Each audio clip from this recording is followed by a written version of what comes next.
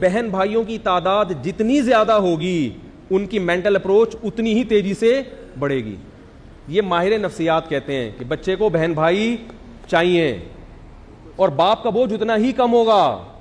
آپس میں کھیلتے رہتے ہیں وہ, اور بچپنا بہت جلدی ختم ہوتا ہے.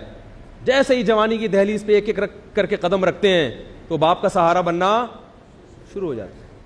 اور ملک کو بھی کما کے دیتے ہیں, وہ حکومت کو بھی ٹیکس دیتے ہیں, کما کے دیتے ہیں. حکومت کے پاس جو سورس آف انکم ہے وہ آبادی ہے, یاد رکھو. وہ وسائل بھی جب آبادی بھی تو ہو, وسائل دوسرے درجے میں ہیں. اگر آپ کی آبادی 20 کروڑ ہے, ایک ایک روپے ان جوانوں, 20 کروڑ جوان ہے, ایک ایک روپے ٹیکس لو نا روزانہ, حکومت 20 کروڑ تو غریبی میں کھائے گی, اور وہ 1 روپے ٹیکس دے سکتے ہیں کما کے. ہاں اگر بوڑھے زیادہ ہیں جو ریٹائر ہو گئے, پھر گورنمنٹ کو ان پہ خرچ کرنا پڑے گا. ابھی ہماری جو حکومت ہے اس کو قرضوں کی ضرورت ہے. عین ممکن ہے, میں نیت پر الزام نہیں لگا رہا, عین ممکن ہے یہ اسی کا ایجنڈا ہو.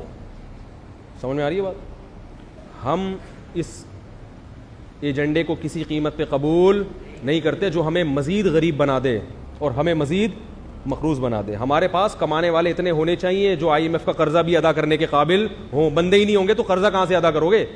حکومت پر بوڑھوں کا بوجھ آئے گا.